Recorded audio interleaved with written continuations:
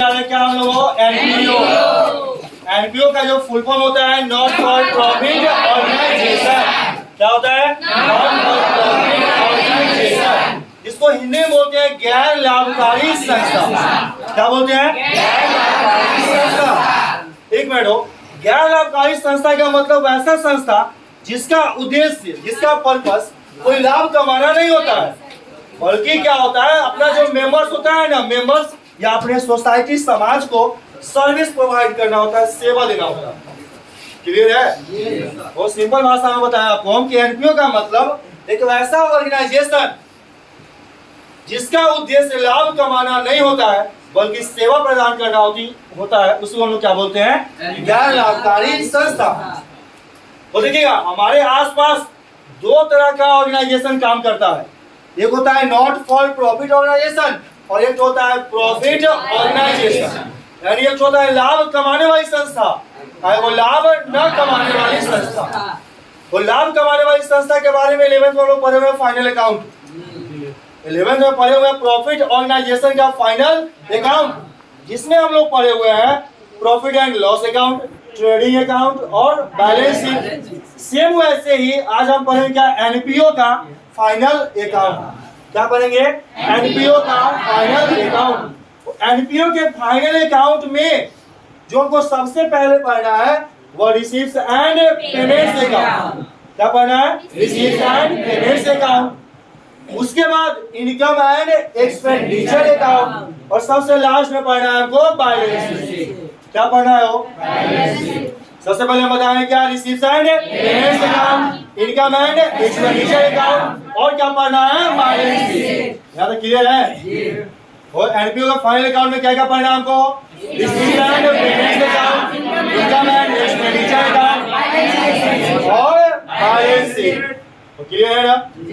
तो अब चर्चा करते हैं हम। जैसे देखिएगा एनपीओ के बारे में बता रहे थे कि एनपीओ का काम क्या होता है? वो सेवा देना होता है। अब इसमें बहुत सारा ऑर्गेनाइजेशन होता है, बहुत सारा संस्था शामिल होता है।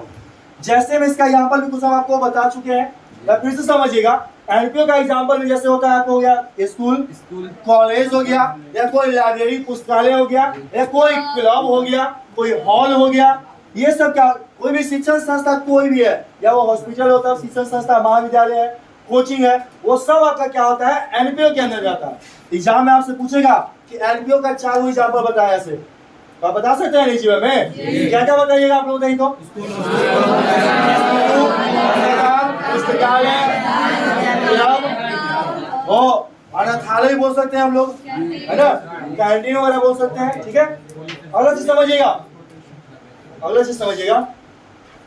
अब इसके फाइनल अकाउंट, तो बात अब ये आता है कि एनपीओ अपना फाइनल अकाउंट क्यों बनाता है? मान लिया प्रॉफिट ऑर्गेनाइजेशन अपना फाइनल अकाउंट बनाता है इसलिए कि उसका लाभ हानि, जो हम कोई बिजनेस करते हैं, एक साल में कितना प्रॉफिट हुआ, कितना लॉस हुआ, ये चीज जानने के लिए प्रॉफिट ऑर्गेनाइजेशन लाभ कमाने वाली संस्था बनाता है अपना फाइनल अकाउंट। लेकिन लाभ न कमाने वाली संस्था अपना फाइनल अकाउंट क्यों बनाएगा? वो ऐसा इसलिए हो कि एक एनपीओ को भी कानून को या सरकार को दिखाना पड़ता है कि कहां से कितना पैसा आया है और उस पैसा को हम कहां यूज करते हैं और उस संस्था में कितना बैलेंस बचा हुआ है।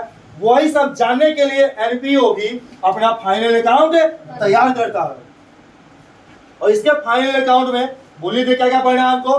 Receives and payments account, income and expenditure account और बैलेंस शीट। बस ध्यान सुनिएगा, सुनते सुनते इसी में याद हो जाएगा आपको। अब आता है रिसीव्स एंड पेमेंट्स अकाउंट क्या होता है? क्या बोले हैं? रिसीव्स एंड पेमेंट्स अकाउंट क्या होता है? तो रिसीव्स एंड पेमेंट्स अकाउंट को हिंदी में हम लोग बोलते हैं क्या? प्राप्ति एवं भुगतान खाता। क्या बोलते हैं? प्राप्ति एवं भुगतान खाता। वो प्राप्ति एवं भुगतान खाता क्या होता है? तो रिसीव्स एंड पेमेंट्स अकाउंट जो होता है ना, वह कैश बुक का समरी होता है, समझिए कैश बुक का सारांश होता है। यानी यह बिल्कुल कैश बुक जैसा ही बनाता है, जैसे हम लोग कैश बुक पढ़े थे 11th में, हो सेम वैसे हमको क्या पढ़ना है? Receives and payments account. यानी कैश बुक और रिसीव्स एंड पेमेंट अकाउंट दोनों बनता है सेम ही, बस फर्क इतना है कि कैश बुक में डेट बाय डेट हम लोग एंट्री करते हैं, रिकॉर्ड करते हैं, लेकिन रिसीव्स एंड पेमेंट अकाउंट में कोई डेट वगैरह नहीं होता।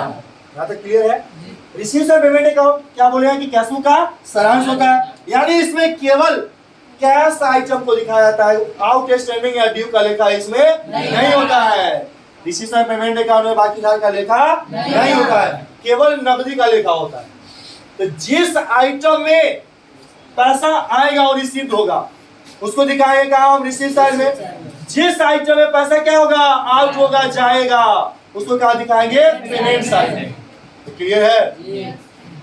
और यदि रिसीव्स एंड पेमेंट्स अकाउंट जो बनाते हैं वह हमेशा क्या बनता है आपका, तो कैश बेसिस पर तैयार किया जाता है। क्या किस तरह तैयार किया जाता है, नगद आधार पर कैश बेसिस पर बनाया जाता है।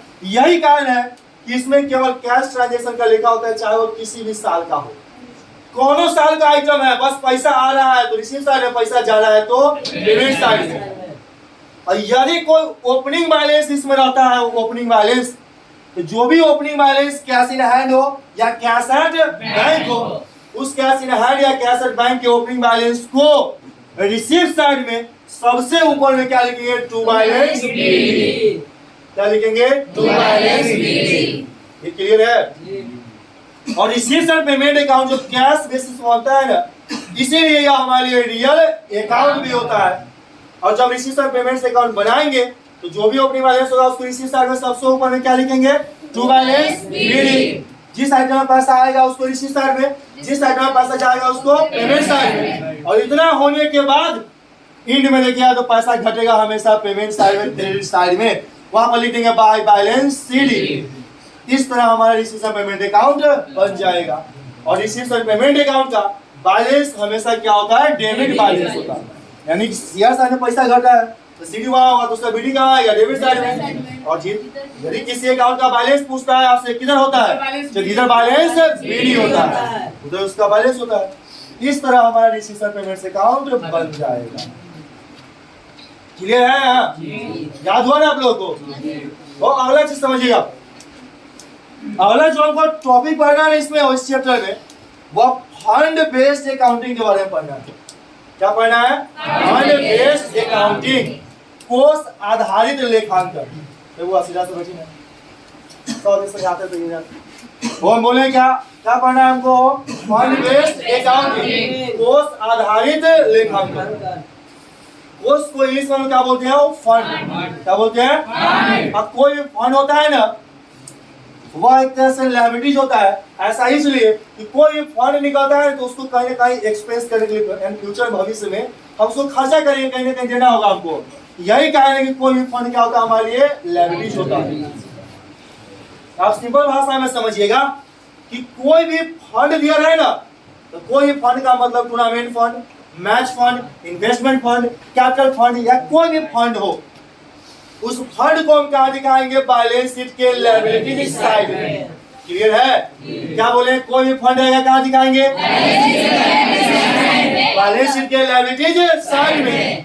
उस फंड से रिलेटेड कोई भी इनकम हो, तो सुने हैं, उस फंड से रिलेटेड कोई क्या होगा, इनकम होगा, तो उस इनकम को क्या दिखाएंगे हम लोग, उस फंड में ऐड करेंगे। यदि उस फंड से संबंधित कोई खर्चा होगा तो उस खर्चा को क्या करेंगे, उस फंड में से लेस कर देंगे। यदि उस फंड से संबंधित कोई इन्वेस्टमेंट होगा, तो हम जानते हैं कि इन्वेस्टमेंट हमारे लिए क्या होता है, एसेट। तो वो उस इन्वेस्टमेंट को बैलेंस शीट के एसेट साइड में दिखाएंगे। क्लियर है? और यदि उस इन्वेस्टमेंट पर कोई इंटरेस्ट होगा, ब्याज, तो उस ब्याज को भी उस फंड में जोड़ देंगे। और जो भी ऐड लेस करने के बाद जो अमाउंट आएगा उसको बाहर लिख देंगे। इस तरह हमारा फंड बेस्ड अकाउंटिंग का जो भी कुछ है, जो भी प्रश्न आएगा वो सारा का सारा सब सॉल्व हो जाएगा। तो भाई ध्यान से क्लियर हो जाएगा। अच्छा देखिएगा, बोले कोई फंड कहाँ दिखाएंगे, बैलेंस शीट के लायबिलिटी साइड में। उस फंड से रिलेटेड खर्चा होगा तो क्या करेंगे, उस फंड में से लेस करेंगे। उस फंड से संबंधित कोई आमदनी होगा तो उस फंड में, उस फंड से संबंधित कोई इन्वेस्टमेंट होगा तो बैलेंस शीट के एसेट साइड में, और उस इन्वेस्टमेंट पर ब्याज होगा तो उसको उस फंड में ऐड करेंगे। इस तरह हमारा फंड बेस्ड क्वेश्चन क्या होगा, क्लियर है? तो उसमें एक और बात आता है क्या, कि कभी कभी क्या होता है कि फंड से ज्यादा एक्सपेंसिव हो जाता है। क्या होता है, फंड से ज्यादा एक्सपेंसिव हो जाता है। वो तो जब फंड से ज्यादा एक्सपेंसिव होगा ना, समझिए ध्यान से, यदि फंड से ज्यादा एक्सपेंसेज होगा तो जितना ज्यादा एक्सपेंसेज होगा उतना एक्सपेंसेज को इनकम एंड एक्सपेंडिचर अकाउंट के एक्सपेंडिचर साइड में शो करेगा।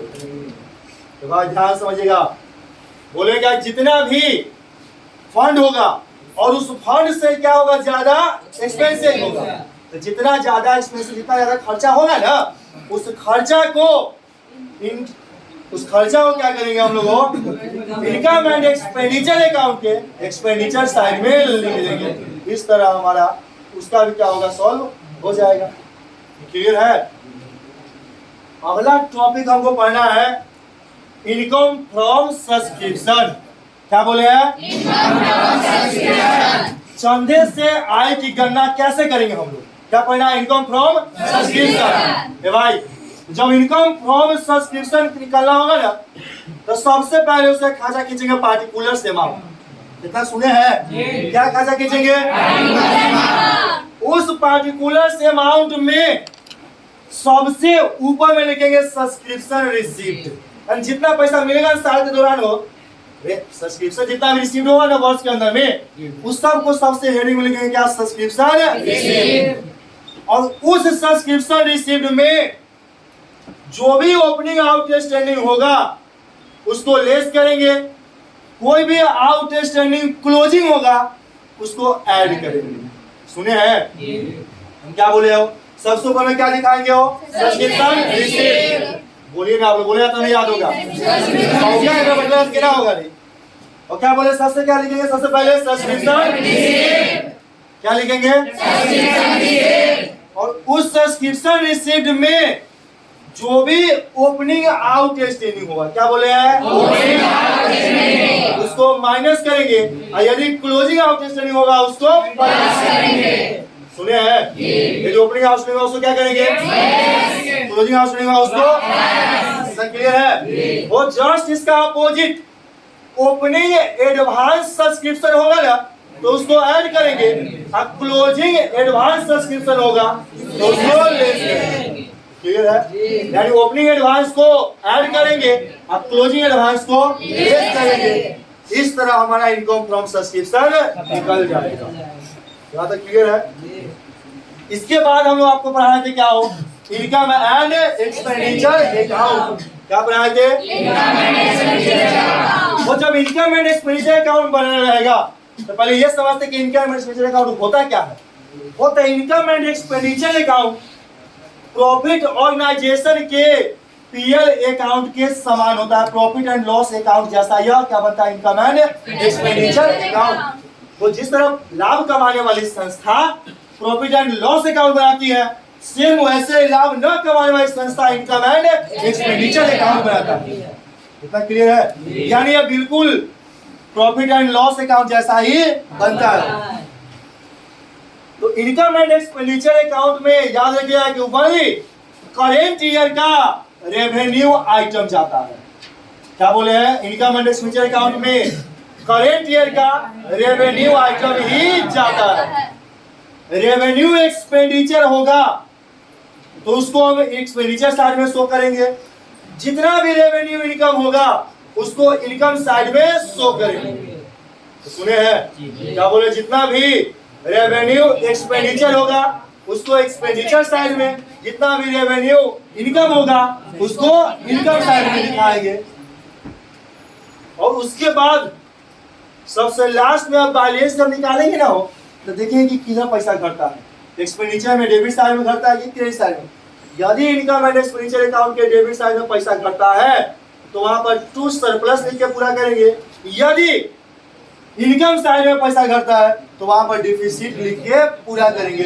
यानी इनकम एंड एक्सपेंडिचर अकाउंट हमारा क्या शो करता है, सरप्लस या डिफिसिट शो करता है। और इनकम एंड एक्सपेंडिचर अकाउंट जो बनाते हैं हम लोग किस आधार पर, अप्रूवल बेसिस पर। किसको बनाते हैं? अप्रूवल बेसिस पर। यानी सब बाकी या उधार सबका लेखा होता है लेकिन वो करेंट ईयर का होना चाहिए। यानी income and expenditure account only current year का लेखा होता है, चाहे वो बाकी हो तब, नकदी हो तब या उधार हो तब। और यह हमेशा सरप्लस या डिफिसिट को करता है। यह हमारे लिए नॉमिनल अकाउंट होता है। तो भाई न्यूमेरिकल के साथ साथ आपका ऑब्जेक्टिव भी क्लियर हो रहा है और थ्योरी भी क्लियर हो रहा है। ध्यान समझिएगा, जितना बता उतना सुनते जाइएगा, इजी में क्लियर होगा। और सबसे लास्ट में हमको पढ़ना है बैलेंस शीट। तो बैलेंस शीट पढ़ने के लिए हमको रिसीव्स एंड पेमेंट्स अकाउंट पहले आना चाहिए, क्योंकि अब क्वेश्चन आगे दिया रहेगा, क्या क्वेश्चन में दिया रहेगा बना करके रिसीव्स एंड पेमेंट अकाउंट और अदर इंफॉर्मेशन दिया रहेगा, उससे तैयार करना रहेगा इनकम एंड एक्सपेंडिचर अकाउंट और बैलेंस शीट, जो शायद इससे पिछले क्लास में आपको हम सुनाए थे उसके बारे में। तो वहां से आप क्या है कि YouTube पर भी आपका वीडियो है शायद, आप वहां से भी उसको देख सकते हैं आप, ठीक है। आप लोगों को चैनल है वो वॉइस ऑफ ठाकुर के नाम से चैनल है, ठीक है। YouTube पर सर्च मारिएगा, आप देखिएगा वॉइस ऑफ ठाकुर, वहाँ पे इजी में सारा आप मिलेगा, जो भी प्रीवियस क्लास है सबका मिलेगा वहाँ।